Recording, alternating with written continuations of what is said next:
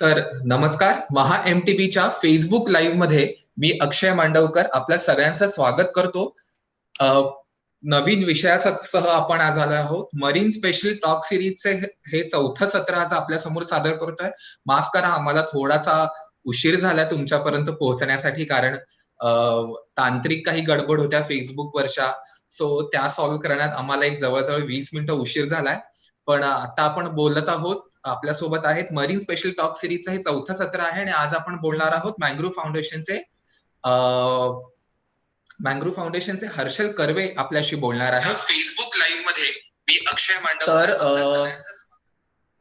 हर्षल कर्वे आपल्यासोबत आहेत. ते बोलतील सागराचा पर्यावरणशास्त्र. आज नेमकेपणाने आज नेमका जागतिक जैवविविधता दिवस आहे, बायोडायव्हर्सिटी डे आहे. त्यानिमित्ताने सागरी जैवविविधता काय आहे, सागरातली मुळात बायोडायव्हर्सिटी काय आहे, त्यातले समस्या काय आहेत, धोके काय आहेत, सागरी तस्करी, जशी वन्यजीवांची तस्करी होते त्याचप्रमाणे सागरी जीवांची तस्करी होते का, या सगळ्यांविषयी हर्षल कर्वे आज आपल्याला मार्गदर्शन करणार आहेत. तर मला असं वाटतं हर्षल, आपल्याला खूप वेळ ह्या सगळ्या गडबडीत गेलाय, तर आपण सुरू करूया. मला असं वाटतं पटकन आपल्याशी सगळेजण खूप जोडले गेलेले आहेत, तर आपण सुरू करूया. स्क्रीन शेअर करतो. हो.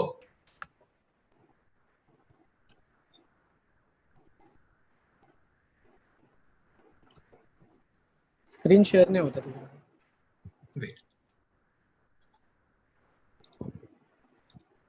हो, आता कर.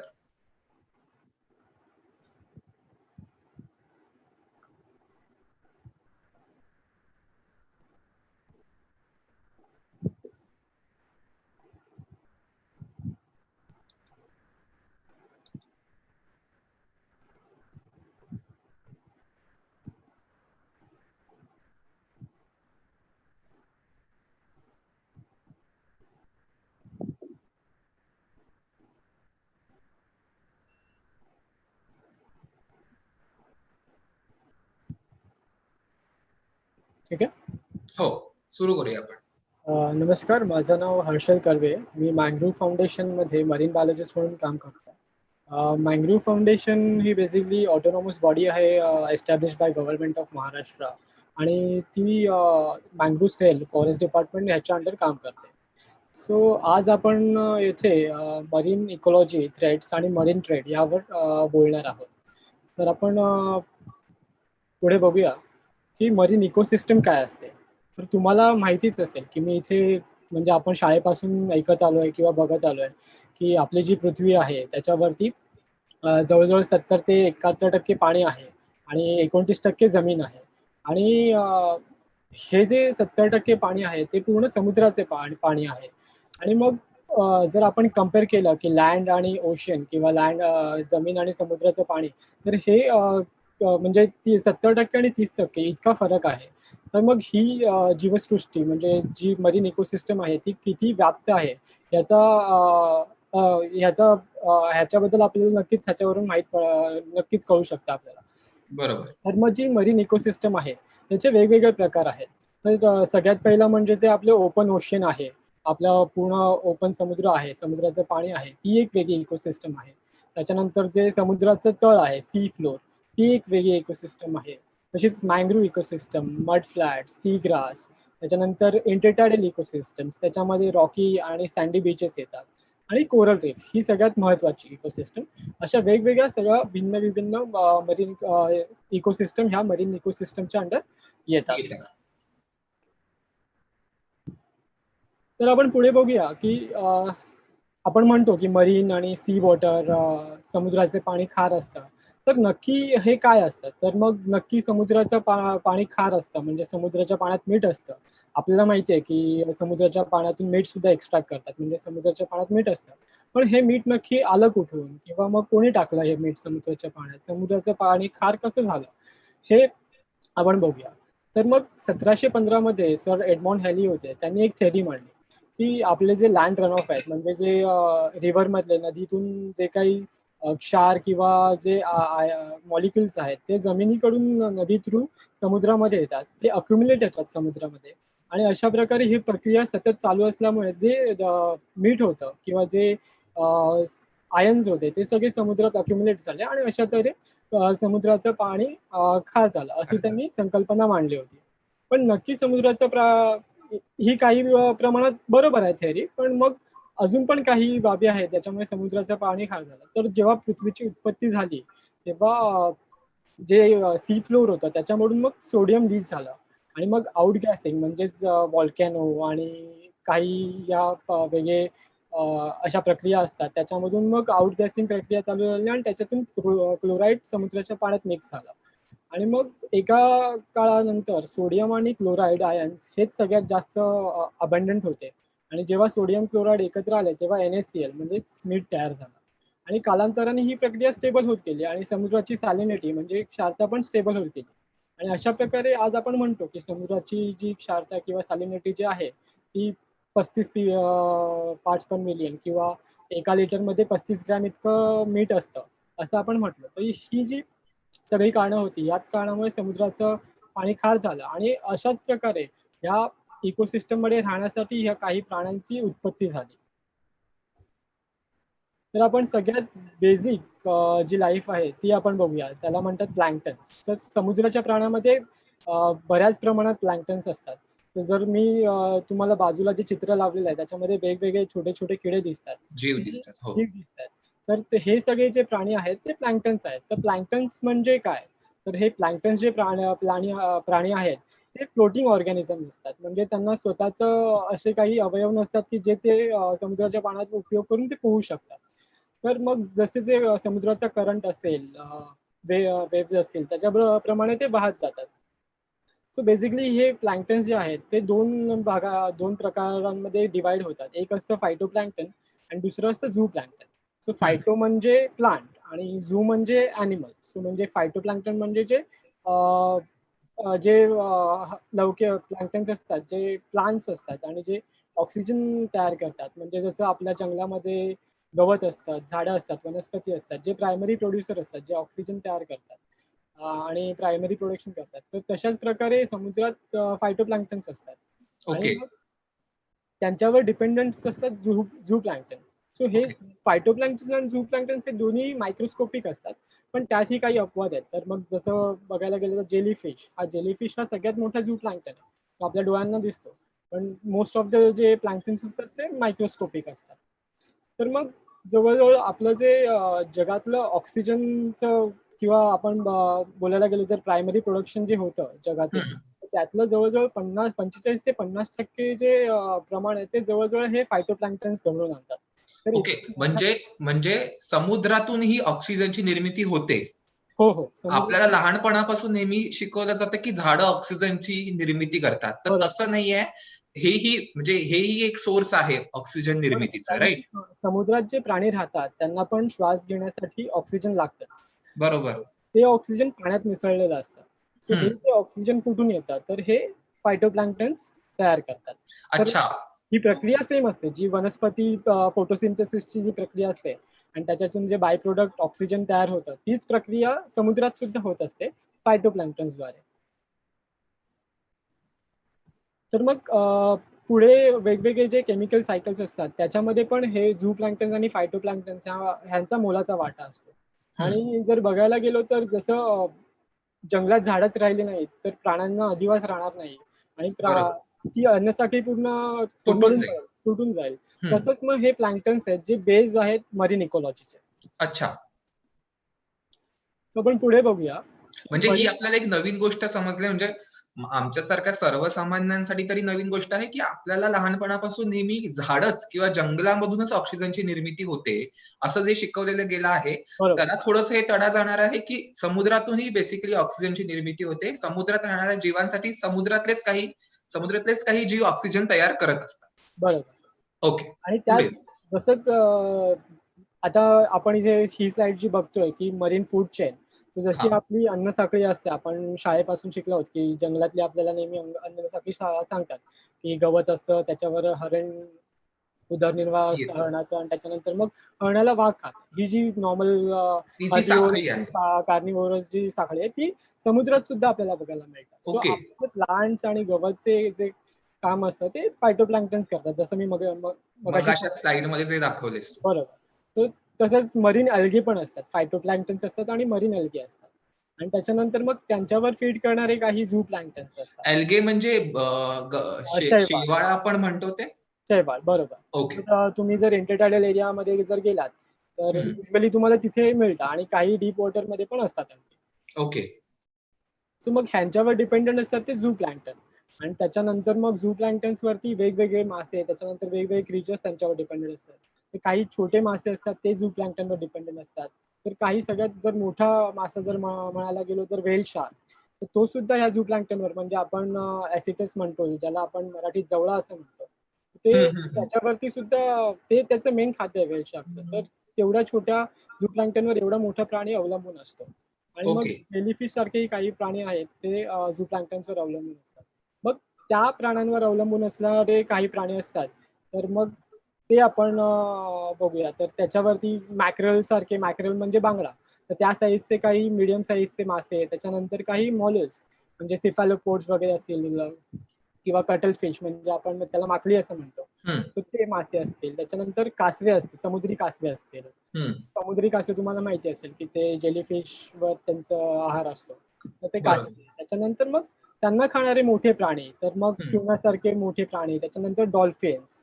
तर हे सगळे प्राणी त्या छोट्या मध्यम साईज माशांवर डिपेंडेंट असतात.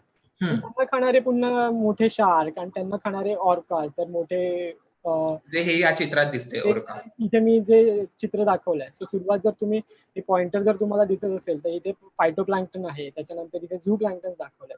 सो झू प्लॅन्क्टन्स फायटोप्लॅन्क्टन्सना खातात, त्याच्यानंतर त्यांना छोटे मासे, मोठे मासे, आणि त्यांना परत मोठे मासे, अशी ही अन्न साखळी साखळी आहे. समुद्रामध्ये म्हणजे जशी जंगलात एक साखळी आहे तशी ही समुद्रातली ही साखळी आहे. समुद्राची ही साखळी आहे. ओके. आणि मग कुठेतरी माणूस सुद्धा तिथे त्या साखळीमध्ये इन्व्हॉल्व्ह झालेला आहे आता. ओके. आपण बरोबर. फिशिंग करतो आणि तेच मासे आपण सुद्धा खातो. तर बरोबर. अशा प्रकारे आपण पण ह्या साखळीमध्ये कनेक्टेड एक आहोत. भाग आहोत. जसे आपण जंगलातल्या साखळीमध्ये पण कनेक्टेड आहोत, तसंच आपण समुद्रातल्या अन्न साखळीमध्ये पण कनेक्टेड आहोत. ओके. ओके. तर आता आपण आजचा टॉपिक जर म्हटलं आपण की इकॉलॉजी ऑफ मरीन अॅनिमल्स किंवा ecology of marine ecosystem. So ecology म्हणजे बेसिकली आपले जे हे प्राणी असतात ते एकमेकांवर डिपेंडेंट कसे आहेत या समुद्रामध्ये, आणि मग हम्म. त्यांचं बिहेवियर आणि ते कसे वागतात, त्यांचे काय काय सिग्निफिकन्स आहेत, ते आपण पुढे हम्म. आता बघूया. सो सगळ्यात आपण सुरुवातीला बघूया सीशेल्स. सीशेल्स म्हणजे हे मॉलस्क असतात आणि जवळजवळ इन्सेक्ट्स आपल्या जगातला सर्वात मोठा ग्रुप आहे. आणि ओके. इन्सेक्ट्स नंतर हे जे मॉलस्क आहेत, हा एक आपल्या जगातला सगळ्यात सेकंड म्हणजे लार्जेस्ट ग्रुप आहे. कीटकानंतर शी शेलचा ग्रुप सगळ्यात मोठा जगातला ग्रुप आहे. हो हो हो, ओके. बरोबर. तर मग हे आपला, म्हणजे तुम्ही कुठेही जा, फ्रेश वॉटर इकोसिस्टम मध्ये जा, खाडीमध्ये जा आणि समुद्रात जा, हे सगळीकडे तुम्हाला मिळतात. सो अच्छा. आपण ते सीशेल्स आणि त्याच्याबद्दल थोडी माहिती जाणून घेऊया. तर आपण इथे हा एक व्हिडिओ आहे. ऐक ना हर्षल, शी हा, शेलला आपण शिंपल्या सोप्या शिं- भाषेत असं म्हणू शकतो का? हो, शिंपले म्हणजे बायवाल, म्हणजे ओके. ज्यांना 2 वाल्व असतात, आपण जे खातो नेहमी. ओके. तसंच जे शंख म्हटलं तर तरी शंख. चालेल. ओके. हो. म्हणजे मी एक उदाहरण दिलंय. ओके. अशा प्रकारचे वेगवेगळे प्राणी इथे आपल्याला बघायला मिळतात. आढळतात. तर हा जो समोर जो चित्र दिसतंय, तो एक शंख, गॅस्ट्रोपोड आहे, शंख आहे. आणि तुम्ही हम्म. जर बघितलात तर हा जो शंख, त्याचा हा कठीण भाग असतो. आणि इथे जर तुम्हाला दिसले तर मी व्हिडिओ ऑन करायला ट्राय करतो. हा, तुम्हाला जर हा व्हिडिओ दिसत असेल तर मग हा जो, ह्याचा अपरक्युलम हा नाव, ह्या अवयवाचं नाव आहे. आणि हे जे 2 टेंटॅकल्स दिसतात त्याचे, हे जे सेन्सरी ऑर्गन्स असतात. आणि हा जो इथे फूट असतो, जसं गोगलगाईला फूट असतं किंवा त्याचे जे पोट असतं त्याच्यावरती चालतं, तसं ह्याला ते फूट असतं, त्याच्यावरती ते चालतं. तर मग हा जो अपरक्युलम जो आहे, तो त्याचा कठीण भाग असतो. आणि बऱ्याच वेळी इंटरटायडल रिजनमध्ये हे तुम्हाला फिशेल्स बघायला मिळतात. आणि जर तुम्ही कधी मरीन वॉकसाठी गेलात किंवा इंटरटायडलमध्ये अभ्यास करायला गेलात, तर बरेच फिशेल्स जे असतात ते एकत्र चिकटलेले असतात ओहोटीच्या वेळी. मग असे ते का? झुंडामध्ये असतात ते बरोबर, एकमेकांना झुंडलेले चिकटलेले. असतात. तर हा. ते का? कारण की ओहोटीच्या वेळी पाणी मागे गेलेलं असतं. आणि मग त्यावेळी हे समुद्री प्राणी आहेत, त्यामुळे त्यांना सी वॉटरची गरज असते. आणि त्यामुळे डेसिकेट होऊ नये म्हणून हे एकत्र राहतात. तर मग जे काही पाणी असतं, हे शंखाच्या आतमध्ये स्टोअर करून ठेवतात. आणि ही जी झाप असते, अपरक्युलम ज्याला मी म्हणतोय, तर ती हम्म. ते पाहून ठेवतात. आणि त्याच्यामुळे आतलं पाणी ते आटत राहतं. आणि म्हणजे जवळजवळ जी लो टाईडची जी वेळ असते, जवळजवळ 4 ते 5 तास, तोपर्यंत हे विदाऊट पाणी राहू शकतात. तो जे अच्छा. इंटरटायडल एरियामधले जे अॅनिमल्स आहेत त्यांच्यामध्ये काही असे अडॅप्टेशन झालेले आहेत आणि त्याच्यामुळे ते लो टाईडच्या वेळी पण जगू शकतात आणि हाय टाईडच्या वेळी म्हणजे चॉईस पण लोक. समुद्राखाली पण जगू ओके. शकतात. ओके. सो तसेच काही वेगवेगळे सीशेल्स आहेत त्याबद्दल मी आणखी माहिती सांगतो. तर हा जो आहे तो कोनस नावाचा सीशेल आहे म्हणजे शंख आहे. तर हा कोन म्हणजे आईस्क्रीमचा जो कोन असतो त्याच्यासारखा दिसतो म्हणून ह्याला कोनस असं म्हणतात. तर हा एक जो शंख आहे तो ही जी जात आहे ते विषारी आहेत. म्हणजे कोनस जातीमध्ये जे शंख येतात ते विषारी असतात. ते विष त्यांच्या आतमध्ये विष असतं. तर जसं विंचू आणि सापाच्या आतमध्ये विष असतं हम्म. तसं ह्यांच्या आतमध्ये सुद्धा विष असतं. तर हम्म. हे काही छोटे मासे आणि छोटे क्रस्टेशियन्स खेकडे वगैरे त्यांना खाण्यासाठी ते विषदंश करतात. त्यांचे जे दात असतात त्याच्यातून ते हम्म. हार्पूनसारखं सोडतात आणि ते हम्म. विषदंश करतात. आणि पुढे जर आपण बघितलं तर इथे त्याचा त्याचा त्याचा माणसाला काही त्रास आहे अ, कोणाचा? हो, एकच कोनसची स्पीशीज आहे ज्याच्यामुळे माणूस सुद्धा मरू शकतो. पण मग त्या खूप रेअर केसेसमध्ये होतात आणि मेनलँड म्हणजे आपला जो भारतीय किनारा आहे तो हम्म. आयलँड्सवरती सापडतो शंख. ओके. तर आपला जो किनारा आहे तिथे सापडत नाही तो. पण तरी पण जर तुम्ही गेलात तरी अशा कोणत्याही ज्या गोष्टींबद्दल तुम्हाला माहिती नसते त्यांना हात लावू नका. हात लावू नये. हो. बरोबर. बरोबर. तर पुढे आपण जर बघितलं तर इथे ही कवडी आहे. जर तुम्हाला माहिती असेल की कवडी म्हणजे खूप आधीपासून ह्या म्हणजे जर पैसे जर आपण बोलतो की कवडी मोलाचे पैसे नाहीत, तर त्याचं कारण असंच की आधीच्या काळी ह्या ज्या कवड्या होत्या त्यांचा उपयोग पैशांसारखा केला जायचा. अच्छा. आणि त्याच्यामुळेच मग ह्या तुम्हाला हे बऱ्याच प्रकारात माहिती असेल किंवा काही ठिकाणी गेलात तर शोभिवंती वस्तू वगैरे तुम्हाला जर कोस्टल भागात जर गेलात, तर ह्याचेच तुम्हाला शोभिवंत वस्तू वगैरे बनवलेले पण दिसतात. आता हे जे चित्र आहे, इथे ही कवडी आहे आणि ह्याच्या बाजूला त्याची अंडी आहेत. तर हे इंटरटायडल मध्येच आहे आणि हे पाण्याखाली आहे. तर ही जी अंडी तिथे दगडाला चिकटवून ठेवतात आणि हार्श सनलाईट म्हणजे सूर्यप्रकाश आणि पाणी ह्यांच्यापासून प्रोटेक्शन व्हावं ह्यासाठी ते त्याच्यावरती एक स्लाईम सोडतात, ज्या एक कोटिंग असते त्या अंड्यांवरती आणि त्याच्यामुळे त्या अंड्यांचं प्रोटेक्शन रक्षण. आणि त्याच्यानंतर मग जेव्हा ती अंडी बाहेर येतात, तेव्हा हा. त्यांचे लार्वे तयार होतात आणि त्याच लार्व्यांना आपण झू प्लँक्टन्स मध्ये सुद्धा काउंट केलं जातं. तर हे जे ओके. मरीन अॅनिमल्स असतात त्यांचे जे लार्वल स्टेज असते ती सुद्धा झू प्लँक्टन्स मध्ये येते. ओके. ही कवडी म्हणजे आपण जी नॉर्मल खेळायला वगैरे यूज करतो किंवा हां, जे पण पूर्वी ही खेळायला यूज करायचे. ह्याला अरेबियन कवडी असं म्हणतात. पण आपण जे खेळायला यूज करतो त्या छोट्या कवड्या असतात. बरोबर. त्या जवळ-जवळ 2 ते 3 सेंटीमीटर असतात. ही कवडी जी आहे ती जवळ-जवळ 5 ते 6 सेंटीमीटर इतकी मोठी होते. आणि ही ओके. आपल्या मुंबईच्या किनाऱ्यावर सुद्धा आणि महाराष्ट्राच्या किनाऱ्यावर सुद्धा आपल्याला बघायला मिळते. आढळून येते. ओके. तर पुढे आपण जाऊया. इथे एक इंटरेस्टिंग प्राणी आहे, म्हणजे तुम्हाला कदाचित माहिती असेल. ह्याला हर्मिट क्रॅब असं म्हणतात. तर आता आपण जे आधीचे फोटो बघितले त्याच्यात शंख होते आणि त्याच्या आतमध्ये त्या शंखानेच त्या जीवानेच तयार केलेला शंख असतं आणि तो जीव राहतो. पण इथे तुम्हाला हे वेगळे म्हणजे खेकड्यासारखे पाय दिसतात ह्याचे. तर हा जो खेकडा असतो त्याला हर्मिट क्रॅब असं म्हणतात. आणि हा खेकडा जेव्हा ते शंख मरतात, त्याच्या आतमधला प्राणी मरतो, तेव्हा हा खेकडा त्याच्या आतमध्ये जाऊन राहतो. आणि जसं त्या खेकड्याची साईज वाढते, शंखाची साईज तर वाढत नाही कारण की त्याच्या आतला प्राणी मेलेला असतो. पण मग हम्म. खेकड्याला नवीन घर पाहिजे असतं आणि जशी-जशी त्याची साईज वाढते तसं-तसं ते शंख बदलतात. म्हणजे हा प्राणी त्या प्राण्याला आतल्या शंखातल्या प्राण्याला आतमध्ये मारतो का? की जे नाही, मेलेलं असतं त्याच्यातच जे जाऊन? मेलेले असतात, हा. ते शंख ते शोधतात आणि ओके. त्याच्यानंतर मग ते त्या शंखामध्ये जाऊन म्हणजे बसतात. आतल्या प्राण्याला मारून वगैरे जात नाही. आतल्या प्राण्याला मारत नाही ते. ओके. हा ओके. जो हा जो खेकडा असतो, हा जर तुम्ही म्हणजे कधीही असं सहसा बाहेर येत नाही आणि जरी तुम्ही ते खेचला तरी तो आतल्यात तुटतो. कारण त्याचं कारण असं आहे, की त्याच्या पोटाला हूक असतं आणि तो हूक जे आहे ते हे जे अ, हा जो भाग आहे पॉइंटेड शंखाचा, तिथे तो हूक ते अडकवतं आणि तो हूक अडकवल्यामुळे तो खेकडा कधीच बाहेर येत नाही. त्याच्यामुळे त्याला कोणी प्रेडेटर्स वगैरे बाहेर काढायला गेलं, तर सहसा तो बाहेर येत नाही. ओके. सो हे झाले काही इंटरटायडल प्राणी होते. त्यानंतर आपण पुढे एक बघू. प्रश्न आला त्या निमित्ताने मयूर फेसबुकला मयूर दळवी विचारताय की सी शेलच्या साधारण किती प्रजाती आपल्याकडे सापडतात? सीशेल्स जसं मी सांगितलं, की सगळ्यात अबंडंट ग्रुप आहे हम्म. आणि जवळ-जवळ मी आधी सीशेल्सवर काम करायचो. तर जवळ-जवळ एक 3,000 ते 4,000 इतक्या प्रजाती असाव्यात असं अनुमान आहे. पण त्याच्यावरती आता अभ्यास चालू आहे, की आपल्या भारत देशात किती प्रजाती आहेत त्याच्यावरती एक ओके अभ्यास चालू आहे.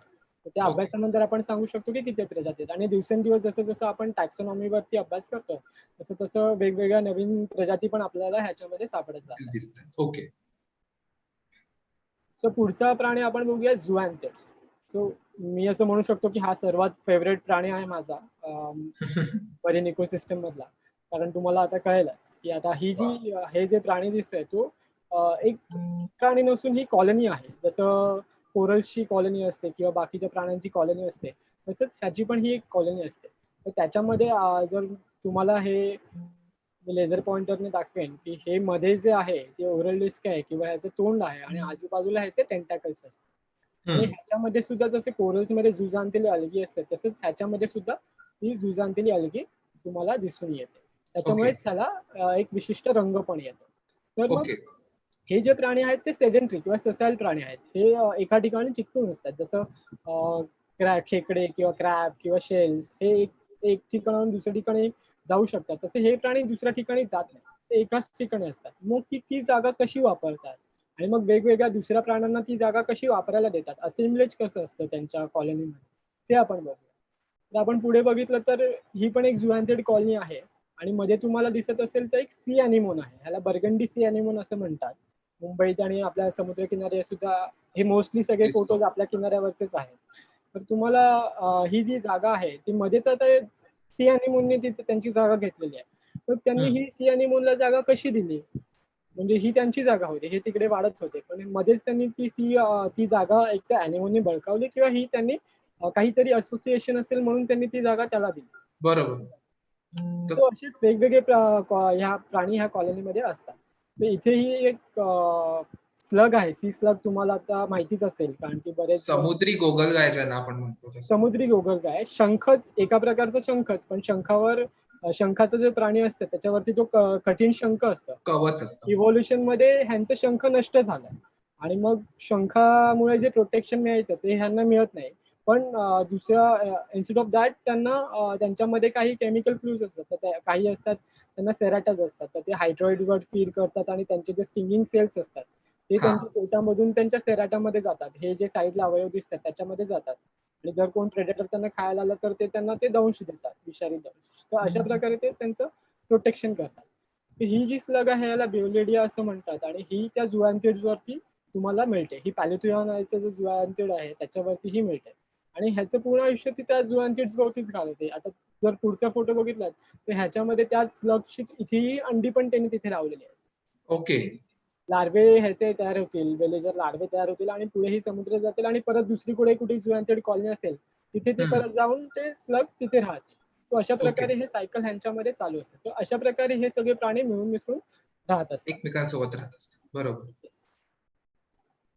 आणि त्यातल्या त्यात जर तुम्ही बघायला गेलात तर ह्या दोन वेगळ्या स्पीशीज झुॲन्थेड्सच्या त्या पण एकत्र राहतात. जर तुम्ही किनाऱ्यांवर गेलात आणि जर तुम्हाला हे ऑब्झर्व करायला मिळाला तर तुम्ही हे ऑब्झर्व करू शकता की ही पॅलिथोआम मुटुकी नावाची एक प्रजाती आहे आणि ही जी ग्रीन कलरची आहे ती झुॲन्थेस सॅन्सिबारिकस नावाची प्रजाती आहे. तर हे दोघं पण कधी कधी तुम्हाला एकत्र मिसळलेले दिसतात किंवा अवतीभोवती असे असलेले दिसतात. तर ओके ह्यांच्यामध्ये ही जागा कोण किती वापरेल हे खूप इंटरेस्टिंग क्वेश्चन आहे आणि हे त्याच्यामुळेच हे प्राणी खूप इंटरेस्टिंग आहेत. सो असे वेगवेगळे प्राणी तुम्हाला त्याच्यावरती दिसतात. माझा थोडासा एक प्रश्न आहे की हे सरफेसला कसे चिटकून राहतात, म्हणजे ते खालून असे उगवतात का, जसं एखादं झाड उगवतं तसं वगैरे? ह्याची एक मॅट असते. जर तुम्ही नीट पाहिलात तर ह्याचे जे पॉलिप आहेत, म्हणजे मी मगाशी सांगितलं की ह्याचे टेंटॅकल्स आहेत आणि त्याच्या प्रत्येक पॉलिपच्या भोवती एक मॅट असते खाली. तर एक ओके पट्टी असते आणि त्याच्यावरती ते उगवतात. म्हणजे त्याच्या खाली एक सलग अवयव असतो, सपाट असा भाग असतो आणि ओके त्याच्यावरती ते उगवतात आणि ती मॅट त्या खडकाला चिकटलेली असते. ओके म्हणजे तीच एक सलग चादरच असते, एका साधारण चादरसारखा प्रकार असतो. बरोबर. ओके म्हणजे आपल्याला ते एक त्याच्यामध्ये पण सलग काढता येत नाही म्हणजे नाही. जरी. तर ह्याच्यामध्ये पण वेगवेगळे जाती आहेत. कधी-कधी एखादं पॉलिप असलेले पण काही जाती तुम्हाला ओके दिसतात, की हे जसे पण मोस्टली आपल्याकडे ह्याच दिसतात. ओके ओके आता पुढे जर आपण बघूया तर एक एक फक्त मी थोडंसं थांबवतो. एक प्रश्न आलाय. हां. मी या निमित्ताने ऑडियन्सला ही सांगू इच्छितो, तुमचे जर काही प्रश्न असतील तर तुम्ही फेसबुकच्या कमेंट बॉक्समध्ये नक्की टाका आम्ही ते विचारण्याचा प्रयत्न करू. एक शी शेलच्या बाबत प्रश्न आलाय की शंख शिंपले नॉर्मली आपण समुद्रावर फिरायला गेल्यानंतर ते उचलून नॉर्मली ते असतात सवय आपल्याला की ते बरं. उचलून वगैरे आवडले वगैरे की घरी आणतो. बरोबर. तर तसे शंख शिंपले घरी आणावे का? मोहन उपाध्ये विचारतात. बरोबर. तर खूप चांगला प्रश्न आहे. तर आपल्याला बऱ्याच लोकांना समुद्रकिनारी फिरायची हॉबी असते आणि बरीच सगळ्यांची एक कॉमन हॉबी असते की शंख शिंपले जमा करणे. तो हम्म. आपण जे शंख शिंपले जमा करतो, तर मग जी नॅचरल सायकल असते त्याच्यामध्ये असं होतं की जे शंख शिंपले जेव्हा मरतात, त्यांच्या आतमधला प्राणी मरतो आणि डेड शेल जेव्हा वाहून येतात, किनाऱ्यावर लागतात, तेव्हा ते तिथे पडलेले असतात आणि कालांतराने लाटेमुळे, सूर्यकिरणामुळे, वाऱ्यामुळे त्यांची झीज होते आणि बेसिकली ते कॅल्शियम कार्बोनेटचेच बनलेले असतात आणि मग त्यांची झीज होऊन त्यांचे बारीक तुकडे होतात आणि पुन्हा ती शेल सँड होते. जर तुम्ही काही ठिकाणी गेलात तर शंखांचेच बारीक बारीक तुकडे झालेले दिसतात आणि त्यांची अच्छा. सँड होते आणि त्यांच्यामध्ये काही विशिष्ट प्रकारचे प्राणी सुद्धा राहतात. म्हणजे तो अच्छा. एक पुन्हा एक त्या शेलचा त्याच इकोसिस्टम मधला पुन्हा मेल्यानंतरही त्याचा भाग होतो आणि त्याचे जे मॉलिक्युल्स असतात त्याच्यामध्येच जातात. त्याच्यामुळे मग मोस्टली तुम्ही जर शंख ते नाही उचलून आणले तर बरं होईल. तुम्ही त्याचे फोटोज काढा आणि फोटोज जमवा आणि अशा प्रकारे तुम्ही तुमची हॉबी जोपासू शकता. ओके. एक प्रश्न परत आहे की म्हणजे आपण त्यात ते एक्सटेंड तू थोडंसं करत राहा. एखादी प्रजाती आता जे झुआन तू मागे दाखवलेस आम्हाला, हां. त्याचा साधारण डिस्ट्रिब्युशन कुठे-कुठे आहे? महाराष्ट्रात कुठे-कुठे साधारण आढळतात की सगळ्या जिथे खडकाळ किनारे तिकडे आढळतात नॉर्मल? सगळ्या खडकाळ किनाऱ्यावर आढळत नाही. म्हणजे मी तरी आता महाराष्ट्राचा किनारा सर्व्हे केला आहे माझ्या अभ्यासाचा. हां. पण सगळ्या खडकाळ किनाऱ्यावर आढळत नाहीत. आता मुंबईत मला बऱ्याच ठिकाणी झू अँथर्स सापडलेले आहेत. हं. पण मग खाली रायगडमध्ये गेलो तर रायगडचा जो नॉर्दर्न भाग आहे, तिथे मला फार प्रमाणात झू अँथर्स नाही मिळाले. तर ओके. रायगडच्या काही सदर्न भागात म्हणजे हरिहरेश्वरकडे वगैरे गेलो, श्रीवर्धनकडे गेलो, तर तिथे बऱ्याच प्रमाणात आहेत आणि मग रत्नागिरी आणि सिंधुदुर्गामध्ये मुबलक प्रमाणात आहेत. ओके. ओके. पुढे जाऊ आपण. बरं. सो दुसरं एक इंटरेस्टिंग प्राणी आहे ब्लू बटन किंवा त्याला पॉर्पिटा असं म्हणतात आणि हा बराच आवडीचा प्राणी आहे असं मी म्हणू शकतो तुम्हाला. हो. आणि सगळेजण त्या प्राण्याला बघण्यासाठी किनाऱ्यावर जातात. म्हणजे हा सुंदर दिसतो प्राणी तो किती. येस. सो हा प्राणी कधी येतो तुम्हाला माहिती आहे का? तो मी असं सांगेन की जसं कावळा घरटं बनवायला घेतो तेव्हा आपण म्हणतो की हां, आता कावळा घरटं बनवायला घेतोय म्हणजे पाऊस पडू शकतो. बरोबर.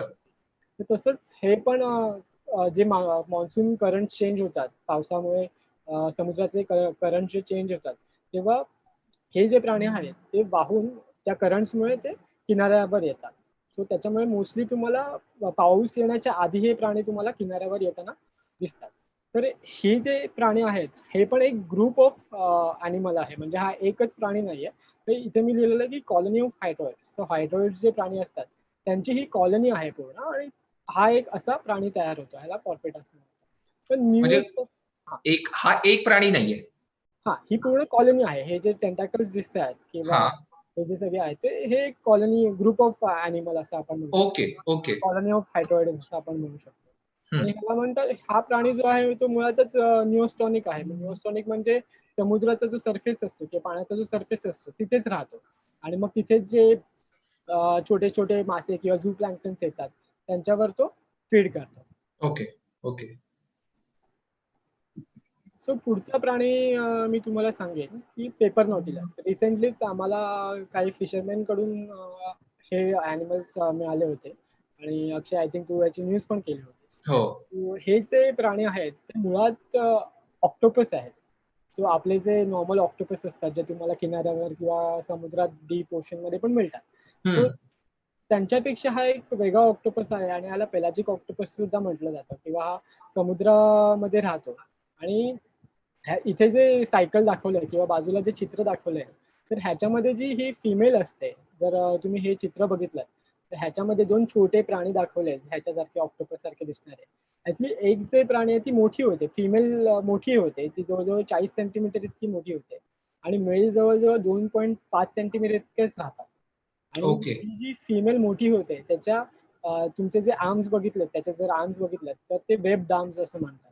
तर त्या आर्म्सच्या सहाय्यताने हे जे शेल तयार होतं, जे नॉटिलस सारखं दिसतं, जे आपलं चेंबर नॉटिलस आहे, जे प्रोटेक्टेड स्पीशीज आहे, त्याच ॲनिमल सारखं हे एक शेल तयार करतं. नॉटिलस म्हणतात त्याला आणि हं. त्याच्या आतमध्ये ती फिमेल राहते आणि मेल पण त्याच्या आतमध्येच राहतो, त्या शेलच्या आतमध्ये. मग ओके. त्याच्यामध्ये मेटिंग होते, त्याच्यामध्येच आतमध्ये इंटरनल फर्टिलायझेशन होतं त्या शंखाच्या आतमध्ये, आणि आतमध्येच अंडी देऊन पुन्हा पिल्लं येतात. सो अशी ह्यांची लाईफ सायकल असते. म्हणजे म्हणजे जन्मापासून हळूहळू कालांतराने ते शेल तयार होतं त्यांचं. हो, म्हणजे जेव्हा रिप्रोडक्शन चा फेज असतो त्या प्राण्याचा, तेव्हा बरोबर. फिमेल शेल तयार करते, आणि जर ते शेल रप्चर झालं किंवा तुटलं तर हा. पुन्हा तिचे जे हात आहेत दोन, तर त्या हाताने ती पुन्हा ते शेल तयार करते, म्हणजे स्वतःच्याच हाताने ते स्वतःचं घर तयार करते. Okay okay. हे साधारण कुठे आढळतात, म्हणजे महाराष्ट्राच्या संपूर्ण किनारपट्टीवर? हे महाराष्ट्राच्या हे पेलाजिक अॅनिमल्स आहेत, तर हे सगळीकडे सापडत असावेत. जर फिशरमॅनने आम्हाला स्पेसिमेन्स दिले होते, तर ते जवळजवळ मुंबईपासून एक 70 ते 80 किलोमीटर आत इतके पाण्यामध्ये त्यांना ते सापडले होते. आणि बेसिकली जेव्हा ह्यांची वेटिंग पिरियड वगैरे असतो, तेव्हा हे कॉंग्रिगेट करतात, सगळे अॅनिमल्स जे असतात ते ओके. कॉंग्रिगेट करतात, आणि त्याचमुळे तो फिशरमॅन मला सांगत होता की त्याला जवळजवळ 13 ते 14 स्पेसिमेन्स सापडले होते, पण त्याने 1-2 आपल्यासाठी दिले. अभ्यासासाठी आणले. बरोबर. सो पुढे जर आपण आता आपण हळूहळू जमिनीकडून, म्हणजे खडकाळ किंवा इंटरटायडल कडून आपण पेलाजिक आतमध्ये समुद्रात जातो. ओके. सो आपण मग पुढचा प्राणी बघूया, किंवा पुढचा मासा जो आहे तो व्हेल शार्क. याला जेंटल जायंट असंही म्हणतात, म्हणजे हा खूप शांत प्राणी आहे किंवा शांत मासा आहे, आणि हा सर्वात मोठा मासा आहे. आणि समुद्रातला सर्वात मोठा मासा म्हणून आपण म्हणतो. आपण म्हणतो मला इथे एक प्रश्न आहे. सगळ्यात मोठा प्राणी ब्लू वेलला म्हटलं जातं. सो ब्लू वेल हे सस्तन प्राण्यांमध्ये मोडतात, बरोबर? वेल आणि डॉल्फिन किंवा पॉर्पोइज हे जे आहेत ते सस्तन प्राण्यांमध्ये मोडले जातात. आणि जे मासे आहेत बेसिकली, हे मासे जे आहेत ते जर साधारण फरक सांगायला गेलो तर मग पाण्याखाली श्वास घेतात, ओके. डिझॉल ऑक्सिजन वापरतात, आणि जे मरीन मॅमल्स आहेत त्यांना श्वास सस्तन प्राणी घेण्यासाठी आहेत, वरती सस्तन वरती येतात. ओके. सो हा पाण्याच्या सगळ्यात समुद्रातला मोठा मासा मासा म्हणू शकतो. Whale shark. म्हणजे ओके देव मासाला जरी आपण देव मासा म्हणत असेल तरी पण तो मासा नाही आहे, तो सस्तन प्राणी आहे. Okay okay. आणि मग ह्याच्यावर जर तुम्ही हे जे पॅटर्न जे डॉट्स बघतायत, जसं आपण तुम्हाला माहिती असेल की वाघावरती ज्या पट्ट्या असतात किंवा जे निशाणे असतात, ते प्रत्येक वाघाचे वेगवेगळे असतात, आणि त्याच्यावरून पण आपण आयडेंटिफाय करू शकतो की कुठला कुठला वाघ आहे. इंडिव्हिज्युअल्स मध्ये, 2 वेगळ्या इंडिव्हिज्युअल्स मध्ये आपण आयडेंटिफिकेशन करू शकतो. तसंच हे जे व्हेल शार्क आहेत, हा. त्यांच्यावर जे हे स्पॉट्स आहेत, त्यांच्यामध्ये हे जो स्पॉट्सचं पॅटर्न आहे, तो प्रत्येक इंडिव्हिज्युअल मध्ये वेगवेगळा असतो. आणि अच्छा.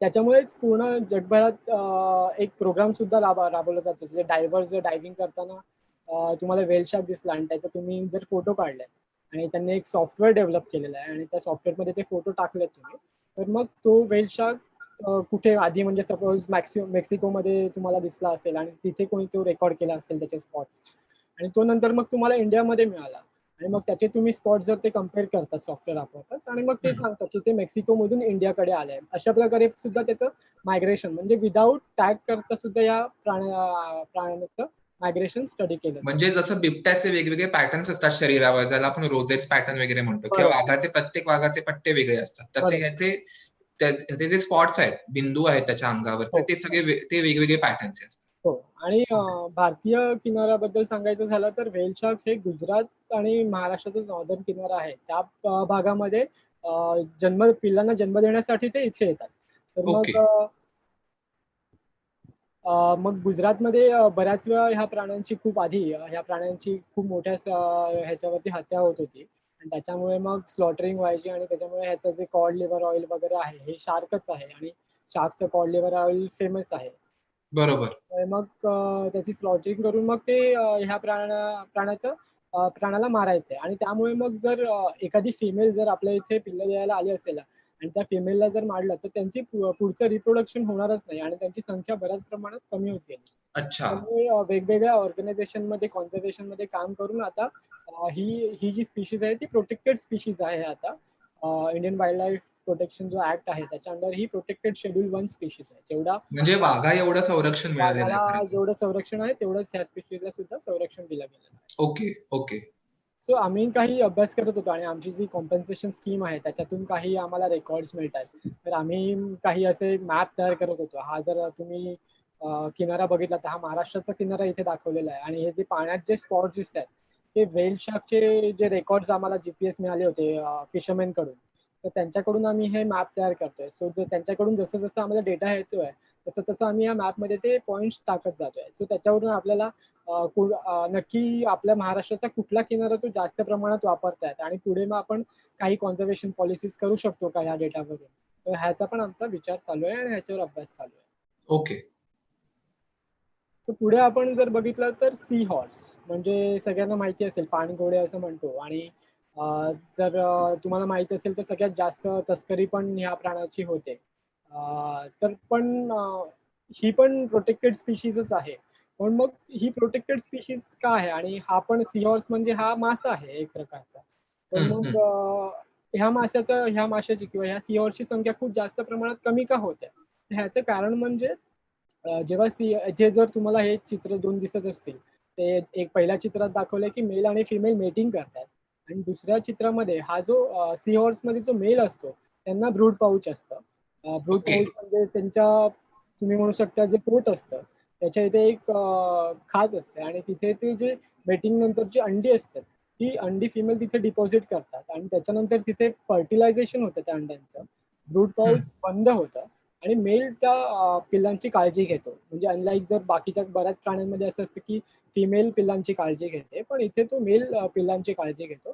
पण मग ही जी सी हॉर्स असतात, जर तुम्ही साईज त्याची बघितली तर खूप छोटे प्राणी आहेत ते. बाकीचे मासे जसे मोठे असतात तसे हे मोठे होत नाही. आणि त्याच्यामुळे त्यांची जी कॅरिंग कॅपॅसिटी असते अंड्यांची ती पण कमी असते. आणि त्याच्यामुळे काही सी हॉर्स काही 5 पिल्लंच देतात एका वेळी आणि काही जास्तीत जास्त 100. तर काही सी हॉर्स जास्तीत जास्त 1000 ते 1500 इतकी पिल्लं देतात. पण मग ओके. इतर माशांपेक्षा कंपॅरेटिव्हली खूप कमीच पिल्लं आहेत किंवा खूप खूप कमी अंडी आहेत. आणि ही जी सी हॉर्सची पिल्लं तर त्याच्यामध्ये सगळेच मोठी होऊन अडल्टहूड पर्यंत पोहोचतील असं नाही. त्यांच्यामध्ये बरेच प्रेडेटर्स त्यांना खातील आणि अशा प्रकारे त्यांची संख्या कमी होते. आणि ओके. मग जो ट्रेड आहे, जो वाईल्ड लाईफ ट्रेड आहे, त्याच्यामध्ये जो सी हॉर्स तुम्हाला खूप जास्त प्रमाणात पकडला जातो आणि त्याच्यामुळे मग ह्याची संख्या लगेच कमी होते आणि त्यांचं पॉप्युलेशन लगेच कमी होऊ शकतं. म्हणूनच हे वाईल्ड लाईफ प्रोटेक्शन ऍक्टमध्ये इन्क्लूड केलेलं आहे. कोणत्या शेड्यूल मध्ये आहेत काही? हे शेड्यूल 1 वन मध्येच येतात. ओके. सिग्नाथिड जो ग्रुप आहे म्हणजे पाईप फिश, सीहॉर्स सारखाच एक लांब प्रकारचा फिश असतो आणि सीहॉर्स हे एकाच ग्रुपमध्ये येतात. ग्रुपमध्ये येतात. ओके. प्रोटेक्टेड आहे कारण की त्या ग्रुपची सगळ्यात जास्त तस्करी केली जाते. ओके. सो पुढे आपण येऊया सी टर्टल्सकडे. सो आपल्या जगात 7 प्रकारच्या जाती सापडतात आणि त्यातल्या 5 जवळजवळ आपल्या इंडियामध्ये सापडतात आणि जवळजवळ त्या 5ही जातींचा आपल्या महाराष्ट्राच्या किनाऱ्यावर सुद्धा त्यांचा आढळ आहे. त्यांचा रेकॉर्ड झालेले आहेत. एक ओके. हा फोटो आहे तो ऑलिव्ह रिडली सी टर्टल्स आहे. बेसिकली जे टर्टल्स असतात ते मी उद्या टर्टल डे आहे आणि याचा एक वर्कशॉप आपल्याकडे टॉक आहे. त्यामुळे जास्त बोलत नाही पण हे जे टर्टल्स आहेत ते पाण्यामध्ये राहतात आणि मग फिमेल जी आहे ती अंडी देण्यासाठी वाळूच्या किनाऱ्यावर येते. मला इथे ओके. खूप इम्पॉर्टंटली म्हणजे स्पेसिफिकली सांगावं असं वाटतं की वाळूच्या किनाऱ्यावर कासव ही अंडी देण्यासाठी येतात. आणि हे सी टर्टल जे आहेत ते रेप्टाईल्स आहेत म्हणजे जे साप किंवा सरडे आहेत त्यांचेच नातेवाईक तुम्ही म्हणू शकता, त्यांचेच रिलेटेड आहेत. ओके. मधले आहेत. त्यामुळे हे अंडी देतात आणि अंडी देण्यासाठी ते पाण्यामध्ये अंडी देऊ शकत नाही. त्याच्यामुळे ते वाळूच्या किनाऱ्यावर येतात अंडी देण्यासाठी. आणि त्यांचं इन्क्युबेशन पिरियड जवळजवळ 40 ते 50 दिवस इतकं असतं आणि त्यांच्यावर बरेच प्रेडेटर्स असतात. त्यांना ते अंडी खाऊ शकतात आणि त्याच्यामुळे आपण त्यांच्या अंड्यांचं प्रोटेक्शन करतो फॉरेस्ट डिपार्टमेंट. बरोबर. आणि ह्यांचं जे सेक्स डिटर्मिनेशन असतं ते टेम्परेचर डिपेंडेंट असतं. म्हणजे टेम्परेचर जर वर जास्त झालं आणि कमी झालं तर त्यानुसार त्यांचं सेक्स रेशो चेंज होतं. मेल किंवा फिमेल तयार होतात. आणि ओके. त्याच्यामुळे जो आपले जे नेचर आहे किंवा आपला एन्व्हायरमेंट आहे तो खूप महत्वाचा फॅक्टर ठरतो ह्यांच्यामध्ये रेशो तो एक स्पेसिफिक रेशो ठरवायला. ठेवण्यास. Suppose okay. टेम्परेचर वाढलं, जास्त फिमेल्स तयार झाल्या आणि मेल्स कमी असेल तर मग रिप्रोडक्शन मध्ये प्रॉब्लेम येऊ शकतो किंवा मग उलट झालं तर उलट तर आपल्या इकडे कदाचित होणार नाही कारण की ग्लोबल वॉर्मिंग या समस्येमुळे टेम्परेचर वाढतच चालतं. ओके. आणि पण मेल टर्टल जे असतात ते पुन्हा कधीच किनाऱ्यावर येत नाही. एकदा पिल्लं जे जन्माला येऊन जर समुद्रात गेले तर त्याच्यानंतर मग ते कधीच किनाऱ्यावर येत नाही. ओके. आणि ही जी पिल्लं जन्माला येतात त्यांच्यामधली जी फिमेल असते ती जी फिमेल असते ती त्यांचा ज्या ठिकाणी जन्म झाला त्याच ठिकाणी ती पुन्हा अंडी देण्यासाठी येते असं म्हणतात. आणि ह्याच्यासाठी एकतर ते जिओमॅग्नेटिक क्ल्यूज वापरतात. त्याच्यानंतर त्यांचे ऑल्फॅक्टरी क्ल्यूज म्हणजे त्यांना त्यांचा जो वास असतो तिकडचा आजूबाजूचा अधिवासाचा तो ते लक्षात ठेवतात लहानपणी आणि त्याच्यानंतर पुन्हा तो वास लक्षात ठेवून त्या ठिकाणी पुन्हा येतात. पण जर आपण त्यांची जर नेस्टिंग बीचेसच डिस्ट्रक्ट केले आणि त्यांना ते अनुकूल नसतील अंडे देण्यासाठी मग ते पुन्हा तिथे येणार नाही आणि त्याच्यामुळे मग त्यांचं नेस्टिंगचे प्रमाण त्या ठिकाणचं कम कमी होत जातं. बरोबर. तो पुढचा आपण प्राणी बघूया तो म्हणजे इंडियन ओशन हंपबॅक. जसं मग तू मगाशी विचारलास वेल्स, तर मी एक त्यांचं रिप्रेझेंटेटिव्ह प्राणी ठेवलंय. आपण सगळ्याच प्राण्यांबद्दल बोलायला गेलो तर एक तास पण कमी पडेल. बरोबर. म्हणून मग मी सगळ्या ग्रुपमधले एक रिप्रेझेंटेटिव्ह प्राणी ठेवले आणि त्यांची इकॉलॉजी सांगते. तर हा जो प्राणी आहे तो इंडियन ओशन हंपबॅक डॉल्फिन असं याला म्हटलं जातं. आणि आपल्या कोस्टल वॉटरमध्ये जर मुंबई तुम्ही म्हणायला गेलात की मुंबई पोल्युटेड आहे आणि नॉइझी आहे, तरी पण मग तुम्हाला इथे जर तुम्ही मरीन ड्राईव्हच्या किनाऱ्यावर जरी बसलात तरी तुम्हाला हमखास हे डॉल्फिन दिसू दिसतात. शकतात. तर मग हे डॉल्फिन जसं मी सांगितलं डॉल्फिन, व्हेल किंवा पॉर्पॉइज हे सगळे सिटाशियन्स म्हणजे मरीन मॅमल्स आहेत आणि हे अंडी देत नाही तर हे थेट पिल्लाच्या पिल्लांना जन्म देतात. पिल्लांना जन्म देतात पाण्याखाली. आणि ओके. हे तसं आपण जसं सोशल प्राणी आहोत, सोशल अॅनिमल आहोत, तसं हे सुद्धा सोशल अॅनिमल आहेत आणि हे एका ग्रुपमध्ये नेहमी राहतात. आणि ओके. त्यांच्यामध्ये व्होकलायझेशन असतं म्हणजे आपण जसं बोलण्यासाठी भाषा वापरतो, बोलतो एकमेकांशी, शिटा मारतो. बरोबर. तसंच त्यांच्यामध्ये पण व्होकलायझेशन असतं आणि त्याच्यामध्ये हे डॉल्फिन युजली व्हिसल्स करतात. त्यांना जर त्यांच्यामध्ये व्हिसल्स आणि क्लिक्स असा प्रकार असतो. तर ते एखाद्या इंटरेस्टिंग गोष्टीकडे जर अप्रोच करत असतील तर त्यांचे क्लिक्स वाढत जातात आणि किंवा जर एकमेकांशी कम्युनिकेट करायचं असेल तर ते एका विशिष्ट फ्रिक्वेन्सीचा आवाज निर्माण करतात जो त्यांनाच फक्त ऐकायला येतो आणि ते ओके. अशा प्रकारे एकमेकांशी कम्युनिकेट करतात. So okay. ह्यांचा बिहेवियर आणि ह्यांची इकॉलॉजी स्टडी करण्यासाठी आपण त्यांचा अकॉस्टिक स्टडी करतो. म्हणजे आपण पाण्यामध्ये रेकॉर्डर टाकतो आणि त्यांचा मग आवाज रेकॉर्ड करतो आणि त्यांचा अनालिसिस करून नक्की ते एकमेकांशी काय बोलतायत, काय संवाद साधतात याचा सुद्धा अभ्यास करतो. करतो. महाराष्ट्रामध्ये पण सुरू आहे असा काही अभ्यास? हो, महाराष्ट्रामध्ये पण KCRT म्हणजे कोकण सिटाशियन रिसर्च टीम यांनी एक UNDPचा आणि फॉरेस्ट डिपार्टमेंटचा एक प्रोजेक्ट होता. त्या प्रोजेक्टच्या अंडर अशा विशिष्ट प्रकारचा अभ्यास केला होता आणि जर ईशा बोपार्डीकर म्हणून एक सायंटिस्ट आहे, रिसर्चर आहे. ती या बेसिकली डॉल्फिन्सचा अकॉस्टिक स्टडी करते मालवण आणि ओके. सिंधुदुर्गमध्ये. तर ओके. अशा प्रकारे आपल्या इथेही या ऍडव्हान्स टेक्नॉलॉजीचा वापर केला जातो. ओके. सो आपण पुढच्या एका विशिष्ट इकोसिस्टमकडे येऊया जी सगळ्यात जास्त कॉम्प्लेक्स आहे आणि ती आपण बघूया. तर ह्याला आपण म्हणतो कोरल रीफ. तर कोरल आता आपल्याकडे सगळीकडे बूम आहे. म्हणजे तुम्हाला जर मरीन बद्दल काही माहिती नसेल पण तुम्हाला कोरल रीफ हा शब्द नक्कीच तुमच्या कानावर पडलेला असतो बरोबर. किंवा शाळेमध्ये पण तुम्ही शिकला असालच. तर मग कोरल रीफ म्हणजे नक्की काय आणि हे प्राणी काय आहेत ह्यांच्याबद्दल आपण थोडी माहिती घेऊया. सो कोरल जे आहेत त्याच्यामध्ये दोन प्रकार असतात. एक रीफ बिल्डिंग कोरल्स असतात आणि नॉन रीफ बिल्डिंग कोरल्स असतात.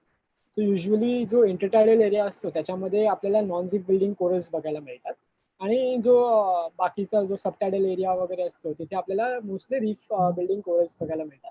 पण काही जे इंटरटायडल एरियाज असतात तिथे पण आपल्याला रीफ बिल्डिंग कोरल्स बघायला मिळतात. मिळतात. ओके. मुंबई आणि महाराष्ट्राच्या किनाऱ्यावर आपल्याला बऱ्याच ठिकाणी हे कोरल्स बघायला मिळतात. आणि जर महाराष्ट्राबद्दल बोलायचं झालं तर महाराष्ट्रामध्ये मालवण मरीन सँच्युरी जी आहे तिथे पण एक छोटं पॉकेट आहे कोरल्सचं आणि तिथे लोक डायव्हिंगसाठी वगैरे जातात आणि तिथे तुम्ही बऱ्याच वेळा हे कोरल्स बघितले असतील. ओके. ही जी कोरलची एक इकोसिस्टम आहे तर हे जे कोरल्स आहेत तर ह्याच्यामध्ये झुजांतिले असतात म्हणजे हरितलवके असतात आणि ते त्यांच्यासाठी अन्न तयार करतात. अच्छा.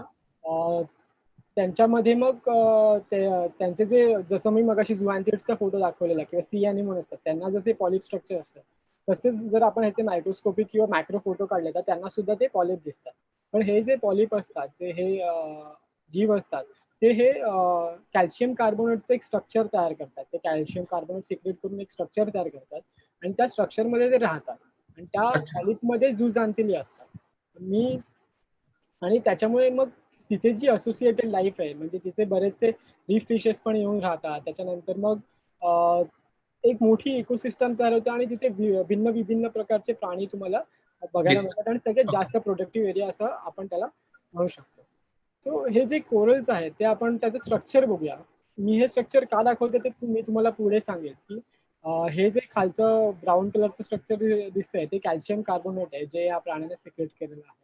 आणि हे जसं मी सांगितलं की पॉलिप स्ट्रक्चर असतं. पॉलिप म्हणजे एक प्राणी आहे आणि त्याला बरेचसे हात आहेत किंवा त्याचे आर्म्स आहेत आणि मध्ये ओके. त्याचं माउथ असतं, माउथ आहे. आणि हे जे आर्म्स आहेत त्याच्यामध्ये ते झुजांतली स्टोअर केलेले असतात, जे हरितलौकी मी सांगितलं.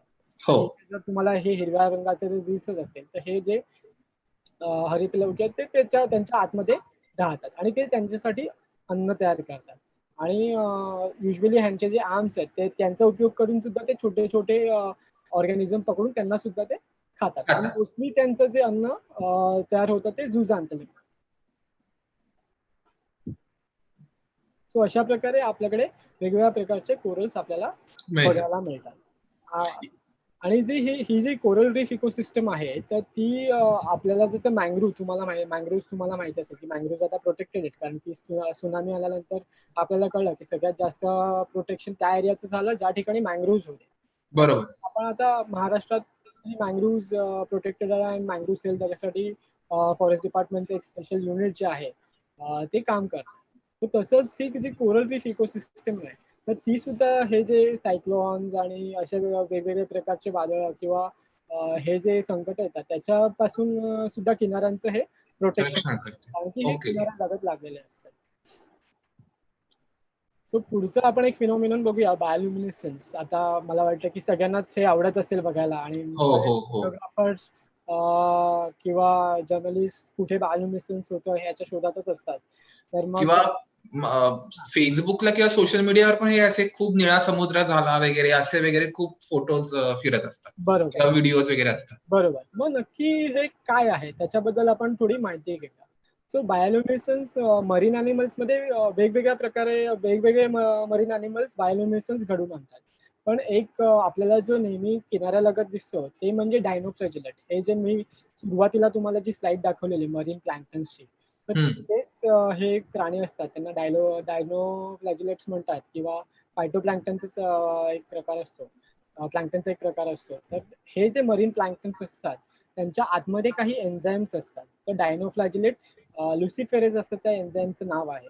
आणि जेव्हा ते डिस्टर्ब होतात, मेकॅनिकली डिस्टर्ब होतात, म्हणजे जेव्हा समुद्राच्या लाटा एकमेकांवर आपटतात आणि त्याच्यामध्ये जेव्हा ह्यांचं कॉन्सन्ट्रेशन या प्राण्यांचं जास्त असतं, तेव्हा ते रात्रीच्या वेळेस ही लाईट इमिट करतात आणि ओके. त्याच्यामुळे हा रंग तुम्हाला दिसून येतो. आणि जेव्हा ते एका ठिकाणी कॉन्सन्ट्रेटेड असतात आणि ज्या किनाऱ्यांवर काय म्हणू शकतो एक्सटर्नल लाईट कमी आहे, तर त्या ठिकाणी तुम्हाला बऱ्याच वेळी हे दिसतात. फिनॉमिनन बघायला मिळतं. हे तो सकाळच्या वेळेस हिरवे दिसतात का? हिरवं पाणी दिसतं का ह्याचं? म्हणजे हे असं असतील का? म्हणू शकतो, जर खूप जास्त प्रमाणात असेल तर एक हिरवट किंवा एक टर्बिड वॉटर तुम्हाला दिसतं. So okay. तसा एक रंग म्हणू शकतो. पण हिरवा रंग पाण्याला वेगवेगळ्या कारणांमुळे पण येऊ शकतो. ओके. त्याच्यामुळे मग हिरवा रंग आहे म्हणजे डायनोफ्लॅजिलेट्सच आहेत असा असं अर्थ नाही. होतो. ओके. ठीक आहे. सो ही हो. मी माहिती आतापर्यंत जी सांगितली ती आपण एक मरीन इकॉलॉजी बद्दल एक जनरल माहिती घेतली. पण तसं आपण बघायला गेलो तर मरीन इकॉलॉजी खूपच वास्ट टॉपिक आहे. बरोबर. सगळंच एका ह्याच्यामध्ये कव्हर करणं शक्य नाही. हम्म, हम्म. तर आपण पुढे जाऊया. आता आपण ही जी मरीन इकॉलॉजी बघितली की ही जी सगळ्यात इंटरेस्टिंग गोष्ट आहे. या सगळ्या इंटरेस्टिंग इकोसिस्टम आहे आणि ज्याच्यातून माणसाला पण फायदा आहे. एकतर लाईव्हलीहूड पण त्याचं डिपेंडेंट आहे त्याच्यावर, फिशिंग. बरोबर. आणि त्याच्यानुसार कोरल रीफ आणि मँग्रोव्ह सारख्या ह्या इकोसिस्टममुळे त्याचं प्रोटेक्शन पण होतं कोस्टलाईनचं. पण बरोबर. काही थ्रेट्स पण आहेत आणि थ्रेट्सचं प्रमुख कारण म्हणजे आपणच आहोत सध्या. अच्छा. तो पहिलं कारण म्हणजे ओव्हर पॉप्युलेशन. जेव्हा पृथ्वीची उत्पत्ती झाली आणि त्याच्यानंतर सगळे हे जीवजंतू तयार झाले, त्याच्यानंतर त्याच्यावरती माणसाची उत्पत्ती झाली. आणि माणूस तसं बघायला गेलो तर आपण नेहमीच ऐकत आलो की सेल्फिश आहे आणि स्वतःच्या फायद्यासाठी सगळं करत असतो. हम्म. सो त्याचमुळे मग जसं पॉप्युलेशन वाढत गेलं, तसं मग हे जे थ्रेट्स आहेत, तर ते पण वाढत गेले. सो असं समस्याही हळू-हळू वाढत गेल्या. समस्याही वाढत गेल्या. तर आता ही पृथ्वीवर पॉप्युलेशन वाढलं, तर त्याच्यानंतर मग त्याच्या गरजा वाढल्या. मग फिशिंग वाढली आणि त्याच्यानंतर बरोबर. मग ओव्हर फिशिंग चालू झालं. आणि मी मागे एक आर्टिकल वाचलं होतं. त्याच्यामध्ये असं म्हटलं होतं की ह्याच जर पेसने जर फिशिंग चालू राहिली, तर जवळ-जवळ 2048 मध्ये आपले सगळे मासे संपू शकतात. संपतील. ही ओके. इतकी मोठी समस्या आहे. तर मग त्याच्यामुळे मग आपल्याला नक्कीच ह्याकडे लक्ष दिलं पाहिजे. ओव्हर फिशिंग, अतिरिक्त मासेमारी ही एक खूप मोठी समस्या आहे इकॉलॉजीसाठी, मरीन इकॉलॉजी. बरोबर. आणि दुसरं म्हणजे आता जे फिशिंग वेसल्स आणि टेक्नॉलॉजीज वाढल्या आहेत, त्याच्यानंतर मग जे पहिला जे टेक्नॉलॉजी नव्हता फिशिंग, त्याच्यामुळे जे आर्टिसनल फिशिंग व्हायची, त्या म्हणजेच पारंपरिक फिशिंग व्हायची, त्याच्यामध्ये ज्या पद्धती होत्या आणि आता ज्या पद्धती आहेत त्याच्यामध्ये खूप जास्त फरक आहे आणि ॲडव्हान्स लेव्हलवर गेलेला आहे. आणि त्याच्यामुळे आधी जो स्टॉक एका महिन्यात कलेक्ट होत होता, ते जवळ-जवळ आता एका दिवसात वगैरे पण फिशिंग होतं तेवढ्या मास्यांचं. बरोबर, ही बरोबर. समस्या खूप वाढली आणि आता पहिला तरी जुवेनाईल मासे वगैरे पकडायचे नाही आपले कोळी बांधव. पण आता त्यांचं लाईव्हलीहूड डिपेंडंट नसल्यामुळे, त्यांना पैशाची गरज असल्यामुळे त्यांना जे काही मिळेल ते पकडतात आणि त्याच्यामुळे हं, छोटे मासे पण पकडल्यामुळे मग ते मोठे होत नाही आणि पुढे त्यांचं प्रजनन होत नाही आणि प्रजनन न झाल्यामुळे त्यांची पूर्ण उत्पादन होत नाही. त्याच्यामुळे त्यांची संख्या कमी होईल आणि अशा ओके. केसमुळे मग काही वर्षांनी सगळे मासे संपू शकतात, असा एक अनुभव अच्छा, सांगण्यात आलेला आहे. अच्छा. आणि त्याच्यानंतर मग ओशन डम्पिंग झालं. सो इथे मी दाखवलं की प्लास्टिकच्या पिशव्या बऱ्याच आपण डंप केल्या समुद्रामध्ये. तो आपण कालांतराने प्लास्टिक गेल्या 70 वर्षांमध्ये आपण प्लास्टिकचा खूप जास्त उपयोग केला गेला आहे. एकतर प्लास्टिक खूप जास्त स्वस्त आहे, त्याच्यामुळे आपण ते डिस्कार्ड करून टाकतो आणि त्याचं डंपिंग करतो. पण ह्या प्लास्टिकमुळे आपले जे समुद्रात राहणारे प्राणी आहेत, त्यांना हं. खूप प्रॉब्लेम्स होतात. फॉर एक्झाम्पल जर टर्टलबद्दल बोलायचं झालं, तर प्लास्टिकच्या ज्या पिशव्या आहेत, त्या जेलीफिश सारख्या दिसतात. त्याच्यामुळे मग टर्टल त्या प्लास्टिकच्या पिशव्यांना खातात आणि ते त्यांच्या डायजेस्टिव्ह ट्रॅकमध्ये पोटामध्ये जाऊन अडकतात आणि मग बऱ्याच वेळा आपल्याला दिसतात की टर्टल स्ट्रँड होतात किंवा किनाऱ्यालगत लागतात आणि ते मेल्यानंतर त्यांना कळलं की त्याच्या तोंडात प्लास्टिक होतं, अच्छा. आतमध्ये बरोबर, बरोबर. असे काही प्रकार घडतात. त्यानंतर मग मी म्हणालो की आपण जसं प्लास्टिक नेहमीच समुद्रात टाकतो. आता तुम्ही म्हणाल की मी तर समुद्रात टाकत नाही, मी रस्त्यावरच कचऱ्याच्या फेकतो. डब्यात टाकतो. हं. ओके. कचऱ्याचा डब्यात टाकतो किंवा मी रस्त्यावर फेकतो. मी समुद्रात हं, टाकत नाही. तुम्हाला प्रॉब्लेम आहे की समुद्रात प्लास्टिक टाकू नका, बरोबर? पण मग हं. आपले जे गटार असतात, चॅनल्स असतात, त्याच्यामधून नदीद्वारे किंवा क्रीकद्वारे हे सगळं कनेक्टेड जे समुद्राला आहे, त्या आपले नाल्यांद्वारे हे सगळं प्लास्टिक किंवा ही जी कचरा असते ती समुद्रातच जाते. खास करून जर पॉप्युलेटेड सिटीज म्हणजे मुंबई, चेन्नई सारख्या जर शहरांचं सांगायला गेलो तर इथेचे जे ओपनिंग्स आहेत ते सगळे समुद्रामध्येच आहेत आणि त्याच्यामुळे हे जे प्लास्टिकचं वगैरे सगळं जे डिपॉझिट केलं जातं ते सगळं समुद्रामध्ये केलं जातं. तर बरोबर. हा जो किनारा आहे, जर तुम्ही मुंबईचे असाल तर तुम्हाला माहिती असेल की हा किनारा तुमच्या ओळखीचा असेल. तर हा जो फोटो आहे तो मरीन ड्राईव्हचा आहे आणि ओके. तुम्हाला दिसेल ही आता जवळ-जवळ एक गेले 7-8 वर्ष घटना माझ्या माहितीनुसार तरी घडते की जेवढं पण प्लास्टिक तुम्ही समुद्राला देता, मी स्लाइडला टायटल दिलेलं आहे की the sea gives it back. म्हणजे जे हं, जे काही बरोबर. समुद्राला देतात ते तुम्हाला तो परत देतो. परत देते. राइट. वस्तू ते तुम्हाला ठेवत नाही. तर हे गार्बेज तुम्हाला जर दिसत असेल तर जवळ-जवळ हे त्या प्रोमेनेड सोडून रस्त्यावर सुद्धा हे प्लास्टिकच्या पिशव्या आणि हे सगळे गार्बेज तुम्हाला उडालेलं पावसाळ्याच्या वेळी जेव्हा हायेस्ट हाय टाईड आणि करंट्स खूप वाढलेले असतात. वाढलेले असतात, तेव्हा तुम्हाला हे बघायला मिळतं. तर मग जवळ-जवळ वर्षात 300 मिलियन टन्स इतकं प्लास्टिकचं प्रोडक्शन होतं आणि त्यातलं जवळ-जवळ 8 मिलियन टन्स जे प्लास्टिक आहे ते समुद्रात डिस्पोज. समुद्रात दडवून जातं. बापरे! सो इतक्या मोठ्या प्रमाणात आपण हे प्लास्टिक डिपॉझिट करतो. तर आपल्याला ह्याबद्दल नक्कीच विचार केला पाहिजे. बरोबर. त्यानंतर आपण क्लायमेट चेंजकडे येऊया, की मी नावच असं दिलंय की क्लायमेट चेंज इज रिअल. म्हणजे हे खरं आहे, की बरेच जण म्हणतात की क्लायमेट चेंज असं काही नाहीये.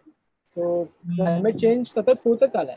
पण आता जे क्लायमेट चेंज होत आहे, ते आपण जे वागतोय, आपली जी वागणूक आहे किंवा आपण जे चालवलंय त्याच्यामधून जे बाय प्रॉडक्ट तयार होतात, त्याच्यामुळे हे क्लायमेट चेंज जे होतं ते खूप फास्ट फॉरवर्ड झालेलं आहे.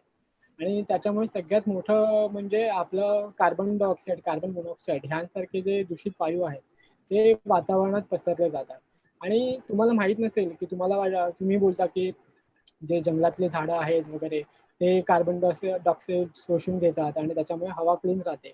पण समुद्र सुद्धा खूप जास्त प्रमाणात हे जे कार्बन डायऑक्साईड आहे, ते शोषून घेतो, ते ॲब्झॉर्ब करतो. अच्छा. तो आपल्यासाठी तो हे सगळं कार्बन डायऑक्साईड जे आहे ते ॲब्झॉर्ब करून घेतो आणि वातावरण क्लीन ठेवतो. पण ह्याच्यामुळे त्यांना खूप त्रास होतो. त्याच्या आतमध्ये जे जीव राहतात त्याला खूप त्रास होतात. सो पहिला म्हणजे कार्बन डायऑक्साईड ॲब्झॉर्ब केल्यानंतर आपण नेहमी ऐकत आलोय की सी सरफेस टेम्परेचर वाढतंय आणि बरोबर. ग्लोबल वॉर्मिंग वाढतंय आणि सी सरफेस टेम्परेचर वाढल्यामुळे एक स्टँडर्ड एक टेम्परेचरचा अमाऊंट आहे की 16 डिग्री सेल्सिअस इतकं टेम्परेचर नॉर्मल असतं. पण मग कार्बनचं प्रमाण वाढल्यामुळे हे कार्बन डायऑक्साईड हे डिझॉल्व्ह होते पाण्यामध्ये आणि त्याच्यामुळे मग सी सरफेस आणि ते टेम्परेचर होल्ड करून ठेवतं आणि त्याच्यामुळे पाण्याचं टेम्परेचर वाढतं. आणि मी अच्छा. मगाशी जी स्लाइड दाखवली होती तुम्हाला ज्याच्यामध्ये मी कोरलचं स्ट्रक्चर दाखवलं होतं. हम्म. झुजांतिली होते.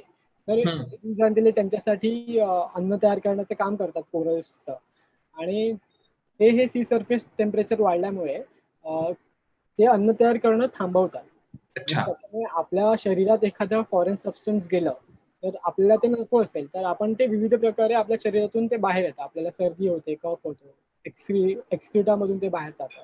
तसंच कोरल्समध्ये पण आहे की त्याच्यामध्ये जे झुजांतिले असतात ते एका वेळी जेव्हा टेम्परेचर वाढल्यानंतर अन्न तयार करायचं बंद करतात तेव्हा त्याला ते नको असतात आणि बरोबर. त्याच्यामुळे ते कोरल्स त्यांना बाहेर ढकलून देतात. अच्छा. आणि बाहेर ढकलून दिल्यामुळे त्यांना जो कलर असतो, रंग आलेला असतो, तो निघून जातो. जो रंग त्यांना स्पेसिफिकली हरित झुजांतिलेमुळेच आलेला असतो. त्यामुळे रंगीबेरंगी त्याला कोरल्स बघायला मिळतात. आणि त्याच्यामुळेच एक फिनॉमिनॉन आहे तुम्ही नेहमी ऐकलं असेल की कोरल ब्लिचिंग आणि ब्लिचिंग म्हणजे पांढरे पडतात. आणि त्याच्यामुळे मग बऱ्याच वेळी हे फिनॉमिनॉन आपल्याला दिसून येतं की कोरल्स ब्लीच झाले. आणि हे बरोबर. वेगवेगळ्या ठिकाणी एक मास कोरल ब्लिचिंग असे काही फिनॉमिनॉन सुद्धा आपल्याला ऐकले असेल की जिथे 2016 मध्ये झालं होतं की जगातले खूप जास्त कोरल्स मेले होते याच्यामुळे. पण हम्म. हम्म. जेव्हा झुजांतिले निघून जातात ते ह्याचा अर्थ असा नाही की कोरल्स लगेच मारतात. त्यांचे जीव असतातच जे छोट्या छोट्या जीवांना पकडून खातात जसं मी मगाशी सांगितलं. पण कालांतराने जर हे टेम्परेचर पुन्हा कमी झालं नाही पाण्याचं आणि जर टेम्परेचर कमी झालं नाही तर ते झुजांतिले पुन्हा त्यांच्या आतमध्ये येत नाही आणि मग बरोबर. कालांतराने ते कोरल्स मरतात. जो अच्छा. हार्ड स्केलेटन असतं ते पूर्ण डिस्ट्रॉय होतं आणि मग तिथे काहीच राहत नाही. तो अशा प्रकारे ह्यांचं ब्लिचिंग होतं. सो हा सगळ्यात मोठा कोरल रीफला धोका आहे. आणि त्याच्यानंतर आपण बघूया अनप्लॅन इको टुरिझम.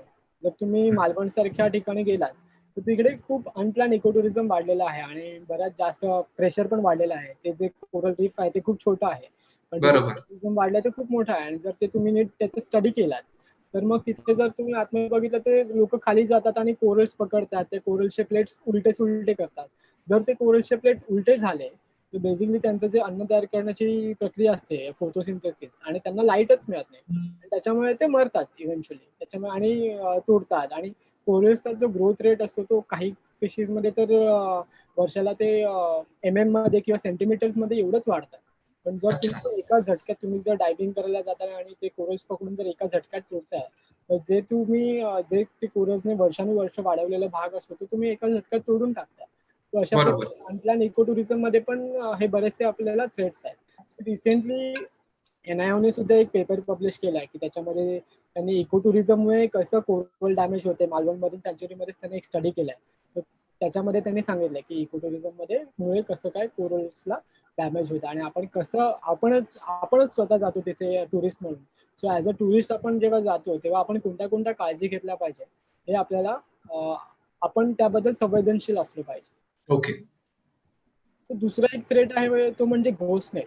जे आपले फिशरमॅन असतात की त्यांचे जे नेट्स असतात ते डिस्कार्ड करतात आणि डिस्कार्ड केलेले नेट्स ते समुद्रात टाकून देतात आणि ते नेट्स कुठेतरी जाऊन अडकतात. तर त्याच्यामध्ये जसं मी सांगितलं कासव आणि मरीन मॅमल्स हे मॅमल्स आणि रेप्टाइल्स असल्यामुळे त्यांना श्वास घेण्यासाठी पाण्यावर यायला लागतं आणि ते बरोबर. पाण्यात अडकल्यामुळे त्यांचे डेथ्स होतात. अशा प्रकारे पण आपल्याला आपल्या इकोसिस्टमला धोका पोहोचतो मरीन इकोसिस्टम. सो दुसरं आपण आहे बायकॅच म्हणजे नॉन टार्गेटेड. आपण पहिली डेफिनेशन होती बायकॅचची की नॉन टार्गेटेड स्पीशीज त्याच्यामध्ये आपण पकडला जातो. मेन कॅच मध्ये तर आपण मासे पकडतो त्याच्यामध्ये आपल्याला जे नको असलेले प्राणी अडकतात. सो ते बायकॅच असं म्हटलं जायचं.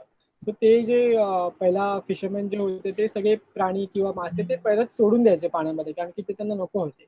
पण आता त्यांचं डिमांड त्या गोष्टींचा सुद्धा डिमांड वाढत चाललंय आणि त्याच्यामुळे हे जे बायकॅच आहेत त्याच्यामध्ये तुम्हाला दिसत असेल की शंख आहेत आणि वेगवेगळे प्रोटेक्टेड प्राणी म्हणजे जर मी इथे दाखवलं की मला सी हॉर्स मिळाला होता त्या बायकॅच मध्ये. अशा बऱ्याच प्रकारचे बापरे. प्रोटेक्टेड स्पीशीज सुद्धा तुम्हाला या बायकॅच मध्ये मिळतात आणि मग हे काही वेळा पोल्ट्री फार्म मध्ये ह्याचा वापर करतात फीड म्हणून आणि हम्म. काही वेळा काही जे शंख चांगले असतात, जे तुटलेले नसतात, त्यांचं शेल इंडस्ट्रीमध्ये जातात आणि त्यांना पॉलिश करून मग किनाऱ्यालगत जेव्हा आपण टुरिस्ट म्हणून जातो तेव्हा बघितलं असेल की वेगवेगळ्या ठिकाणी स्टॉल लावून हे शंख विकले जातात. सो बरोबर.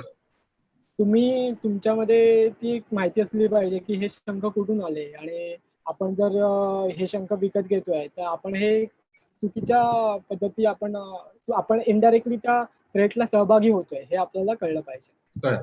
बरोबर. सो दुसरं म्हणजे हे मी एक फोटो लावलेला आहे पोस्ट गणेश इमर्शन सीन. म्हणजे आपण महाराष्ट्रामध्ये किंवा पूर्ण देशामध्ये गणपती सण साजरा करतो आणि मग जेव्हा विसर्जन करायची वेळ येते तेव्हा आपण ते समुद्राकडे घेऊन जातो त्या मूर्ती. हम्म. आणि आता बऱ्याच मूर्ती प्लास्टर ऑफ पॅरिसच्या असल्यामुळे आपण त्या समुद्रात टाकतो पण त्या डिझॉल्व्ह होत नाही. मातीच्या मूर्ती डिझॉल्व्ह व्हायच्या आधी. पण बरोबर. आता कमर्शियलायझेशन झाल्यामुळे मग त्या प्लास्टर ऑफ पॅरिसच्या मूर्ती वापरल्या जातात आणि त्याच्यामध्ये वेगवेगळे केमिकल्स पण असतात. सो आपण ह्या मूर्ती सगळ्या इथे आपण पाण्यामध्ये सोडलं जातो. तर आता गव्हर्नमेंट ह्याला बरंच अल्टरनेटिव्ह पण तुम्हाला दिलेले आहेत. म्हणजे तुम्ही जेव्हा विसर्जन करता तेव्हा आर्टिफिशियल पॉन्ड्स ठिकठिकाणी तयार केले असतात. हम्म. तुम्ही जर तुमच्या गणपतीच्या मूर्ती त्या ठिकाणी विसर्जन केलात तर मग समुद्राला काही धोके निर्माण होणार नाही आणि तिकडचे जे जीव आहेत ते सुरक्षित राहतात. बरोबर. सो पुन्हा 1-2 महिन्यातच गणपतीचा सण येणार आहे. गणपती येतोय. नक्कीच रिक्वेस्ट आणि केंद्राने आज प्लास्टिक बंद म्हणजे पीओपीच्या मूर्त्यांना परमिशन पण दिलेली आहे. बरोबर. पुढच्या वर्षी मला असं वाटतं नक्की बदल होईल याच्यात. नक्कीच. सो आता आपण ट्रेडकडे जाऊया. तर मरीन प्रोटेक्टेड स्पीशीज आहेत जसं वाईल्ड लाईफ प्रोटेक्शन आपण ऐकत आलेलो आहे. तर वाईल्ड लाईफ म्हणजे आपण म्हणतो की वाईल्ड लाईफ म्हणजे फक्त जंगलातील प्राणी का? तर नाही. वाईल्ड लाईफ म्हणजे मरीन प्राणी म्हणजे मरीन इकोसिस्टम सुद्धा वाईल्ड लाईफच कन्सिडर करायला हवी. बरीच लोक करत नाहीत पण करायला हवी. आणि त्याच्यामुळे हे जे लॉज आहेत ते दोघांसाठी पण आहेत. जसं जंगलातले प्राणी जसं वाघ आहे, वाघाची शिकार किंवा इतर प्राण्यांची शिकार करू नये. तसेच ह्या प्राण्यांसाठी पण हे लॉज आहेत. तर त्यामध्ये जो Indian wild life protection act आहे 1972 त्याच्या अंदर काही स्पीशीज अशा आहेत की त्यांना प्रोटेक्शन दिलं गेलेलं आहे आणि त्याच्यावरती जर त्यांचं जर ट्रेड केलं, तस्करी केली, शिकार केली तर मग forest department, crime control bureau, wild life crime control bureau आणि पोलीस हे सगळे त्याच्यावरती एन्फोर्समेंट करू शकतात. आणि तर मग इथे आता जे चित्र दाखवलंय तर त्याच्यामध्ये आम्ही काही प्रोटेक्टेड स्पीशीजसाठी म्हणजे आमची जी कॉम्पन्सेशन स्कीम आहे त्याच्या अंतर्गत आम्ही अवेअरनेस प्रोग्राम केले होते फिशरमॅनसाठी आणि त्यांना ह्या आम्ही शीट्स वाटल्या होत्या. त्याच्यामध्ये आम्ही महाराष्ट्रात जेवढे पण प्रोटेक्टेड स्पीशीज मिळतात त्यांचे चित्र लावलेले आहेत. तर तुम्ही बघितलं तर काही शार्क आहेत जसं मी व्हेल शार्क सांगितलं, पॉंडिचेरी शार्क, गँगेटिक शार्क, त्याच्यानंतर करवत मासा, सॉफिश जो आता आपल्याला दिसतच नाही. बरोबर. तो असे मासे, त्याच्यानंतर जायंट गिटार फिश, हे जे पाईप फिश आणि समुद्र सी हॉर्स, त्याच्यानंतर पॉर्क्युपाइन आणि बाकीचे सगळे टर्टल्स आणि मरीन मॅमल्स हे सगळे या वाईल्ड लाईफ प्रोटेक्शन ऍक्टच्या अंडर प्रोटेक्शन मध्ये आहे. बरोबर. पण जर तुम्ही ह्याची तस्करी केली तर तुम्हाला जवळजवळ शेड्यूल 1 आणि शेड्यूल 2 मधले जे प्राणी आहेत तर वाईल्ड लाईफ प्रोटेक्शनच्या ऍक्टच्या अंडर एक 6 शेड्यूल आहेत. त्याच्या अंडर जे शेड्यूल 1 आणि 2 आहेत जर ह्या शेड्यूल मधल्या प्राण्यांची तस्करी केली किंवा त्यांची शिकार केली तर त्याप्रमाणे त्याला शिक्षा पण होते. तर जवळजवळ एक 3 वर्ष शिक्षा आणि जवळजवळ 10 ते 25,000 इतके दंड सुद्धा लागू शकतात. ओके. सो काही अजून protected wild life protected species आहेत जसं की सी हार्ड कोरल्स, त्याच्यानंतर आपण जे कोरल्स बघितले ते सगळे प्रोटेक्टेड आहेत. आणि त्याच्यानंतर स्पायडर कॉन्चेस, मग अशी मी एका शंखाचा बायकॅच मध्ये फोटो दाखवलेला तो. बरोबर. जे विंडो पेन ऑयस्टर दाखवलंय ते हे आपल्या बऱ्याच किनाऱ्या भागात ह्याची तस्करी. हे बेसिकली सी फॅन घरात ते असे लावलेही जातात फ्रेम करून हो, वगैरे. जर तुम्ही काही फेस्टिवल वगैरे असतात किंवा काही जत्रा वगैरे असतात त्याच्यामध्ये काही स्टॉल्स लावलेले असतात आणि तिथे हे सी फॅन फ्रेम करून लावलेले असतात. तर असं एक मिथ आहे की जर तुम्ही हे सी फॅनची फ्रेम तुमच्या घरात लावली तर हे तुमच्यासाठी लकी असतात. तर हे ह्या अशा काही मिथ्समुळे जसं सिंह काही मालवणमध्ये किंवा सिंधुदुर्गामध्ये पण असं मिथ आहे की सिंहावर जर तुम्ही तुमच्या घराबाहेर टांगलात तर तुमच्यासाठी ते लकी असतं. तर अशा काही मिथ्स आहेत त्यामुळे ह्याचं ट्रेड वाढत चाललाय आणि अजूनही काही ठिकाणी अशा प्रकारचे ट्रेड्स होतात. सो आता काही रिसेंट ट्रेड झाले होते त्याच्यामुळे सी हॉर्स जवळजवळ 30,000 सी हॉर्स हे एका ट्रेडमध्ये पकडले गेले होते फॉरेस्ट डिपार्टमेंटकडून. आणि इथे काही पॅकेजेस दाखवले त्याच्यामध्ये ब्लॅक कोरल्स आहेत, तर त्यांचं जवळजवळ एक 4 ते 5 पॅकेजेस म्हणजे 4 ते 5 मोठ्या गुन्ह्या इतके ते सापडले गेले होते. सो अशी बापरे. आपली सेन्सिटिव्ह इकोसिस्टम आहे. ते अशा प्रकारे ह्या ट्रेडमुळे पण त्याला नुकसान पोहोचत आहे. सो आय थिंक आतापर्यंत सगळे आपण टॉपिक्स कव्हर केले. तर बरोबर. काही मी एक जे मी अभ्यास करतो आणि त्याच्यामधून काही डॉक्युमेंटेशन केलेलं आहे. ते एक व्हिडिओ मी तुम्हाला दाखवतो. हे सगळे इंटरटायडल झोन मधले प्राणी आहेत. हे सी अॅनिमॉन आहे. हो, हे सी अॅनिमॉन आहे. हे त्याचे टेंटॅकल्स आहे आणि त्याचं माउथ आहे. हे सँडी शोर मधला एक शेल आहे. सँडी शोर मध्ये बऱ्याच वेळा अॅनिमल जे असतात ते बळी असतात. हे प्लॅटफॉर्म आहे. हे कायटन आहे.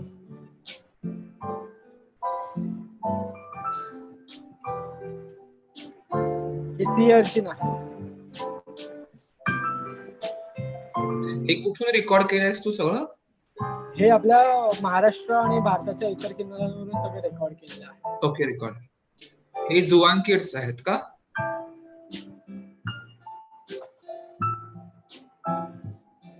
हे क्रिसमस ट्री वर्म आहेत. आधीचा होता तो प्लॅटफॉर्म होता.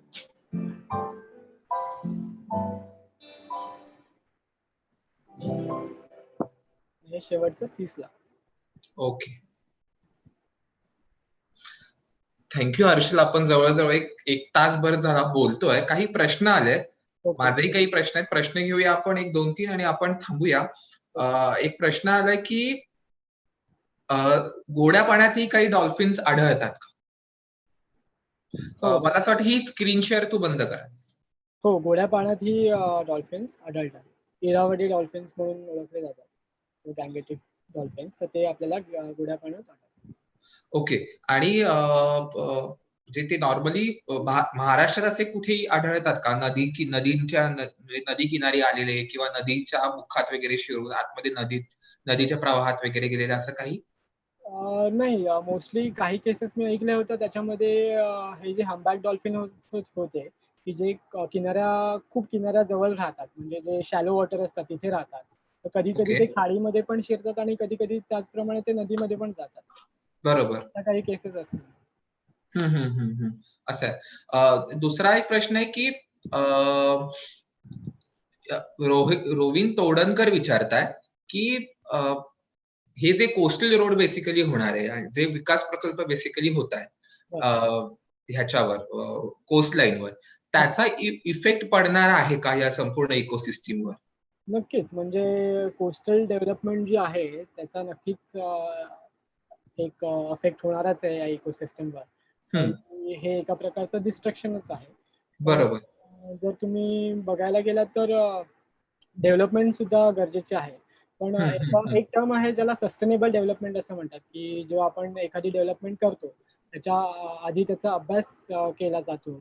एन्व्हायरमेंटल इम्पॅक्ट असेसमेंट केलं जातं आणि त्यामध्ये स्टडी करतो की तिथे कुठले प्रकारचे प्राणी आहेत, कुठली प्रकारची जीवसृष्टी आहे आणि त्याचं एक कॉस्ट अनालिसिस केलं जातं आणि त्याच्यानंतर मग जर तिथे तो प्रोजेक्ट आला तर मग ती जी बायोडायव्हर्सिटी आहे आणि त्याच्यातून जे लाईव्हलीहूड तयार होतं तर ते कसं कॉम्पन्सेट करायचं ह्याचा एक अभ्यास केला जातो आणि ह्या सगळ्यानंतर मग अशा ठिकाणी डेव्हलपमेंट होते आणि अशाच प्रकारे व्हावी अशी अपेक्षा आहे.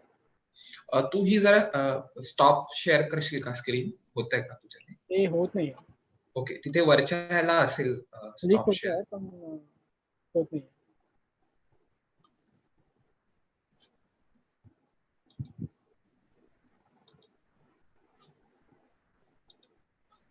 नसेल तर राहू दे. एक पुढचा प्रश्न आहे. संदीप राणे विचारतायत, कोरलचं ब्लिचिंग का होतं आणि त्याचा आपल्यासाठी ते किती डेंजरस आहे? जसं मी मगाशी सांगितलं की सी सरफेस टेम्परेचर आणि सी सरफेस टेम्परेचर सारखे बरेचसे फॅक्टर्स आहेत त्याच्यामुळे कोरल्सचं ब्लिचिंग होतं. बरोबर.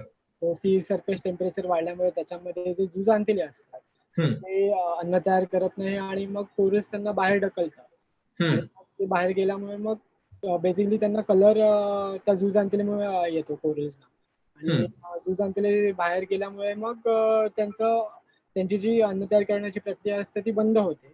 थोड्या वेळापर्यंत ते त्याच्यावरती सर्व्हाइव्ह करू शकतात पण जर बऱ्याच वेळापर्यंत जर सी सरफेस टेम्परेचर जास्तच राहिलं तर त्याच्यामुळे ती झुजांतले परत त्या कोरल्समध्ये जात नाही, त्यांच्यामध्ये जे असोसिएशन असतं सिम्बायोसिस ते तयार होत नाही आणि त्याच्यामुळे मग कालांतराने ते मरतात.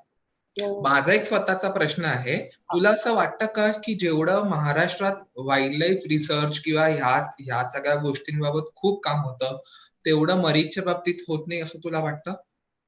आय थिंक असं आधी होतं, पण आता बरेच लोक पुढे येत आहेत, बरेच रिसर्चर, बरेच कॉलेज स्टुडंट्स पुढे येत आहेत आणि असे जे वेगवेगळे टॉपिक्स आहेत आपले मरीन इकोसिस्टम मधले आणि त्याच्यावरती सुद्धा अभ्यास करतात. आणि मँग्रोव्ह फाउंडेशन बद्दल जर सांगायचं झालं तर आम्ही मँग्रोव्ह फाउंडेशनचं मेन मॅन्डेट जे आहे ते कोस्टल बायोडायव्हर्सिटी आणि मरीन बायोडायव्हर्सिटी याचं कॉन्झर्वेशन हे आहे. सो ह्याच्यासाठी बरोबर. आपण वेगवेगळे अभ्यास करतो, वेगवेगळ्या इन्स्टिट्यूट्सना आपण स्टडी त्यांच्याकडून करून घेतो, कमिशन स्टडी असतात आणि त्याच्यानंतर मग आपण ते त्या रिझल्टचा वापर करून ह्या सगळ्या गोष्टींचं कॉन्झर्वेशन कसं करू याच्यासाठी आपण पॉलिसीज तयार करतो. तर आधी ओके. कदाचित कमी होतं, पण आता हळूहळू ते वाढत चाललंय. ओके, म्हणजे भविष्यातही पुढे चांगल्या प्रकारे वाढेल. बरोबर. Yes. Okay. Thank you so much Harshal. आमच्याशी इतका जवळजवळ आपण एक 1.25 तास बोलतोय. तू वेळ दिलास आमच्याशी बोलण्यासाठी. त्यासाठी खूप खूप थँक्यू. उद्या आपण सकाळी 11:30 वाजता भेटणार आहोत. उद्या जागतिक कासव दिन आहे.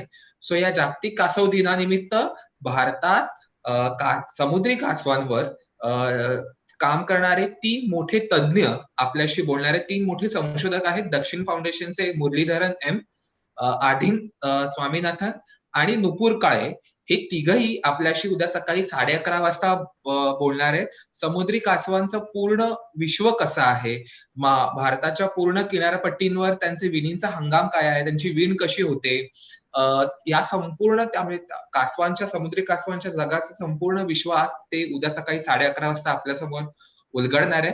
तर उद्या आपण सकाळी 11:30 वाजता नक्की भेटूया. आणि रविवारी मरीन स्पेशल टॉक सिरीजचं शेवटचं सत्र आहे. त्या सत्रात मँग्रोव्ह फाउंडेशन, मँग्रोव्ह सेलचे अपर प्रधान मुख्य वनसंरक्षक वीरेंद्र तिवारी सर आपल्याला मार्गदर्शन करणार आहेत. महाराष्ट्राचे एकूण सागरी धोरण काय आहे आणि कॉन्झर्वेशनच्या पॉलिसीज काय आहेत, महाराष्ट्र शासनाकडून राबवल्या जाणाऱ्या सागरी परिसंस्थेविषयी त्याची ते माहिती देतील.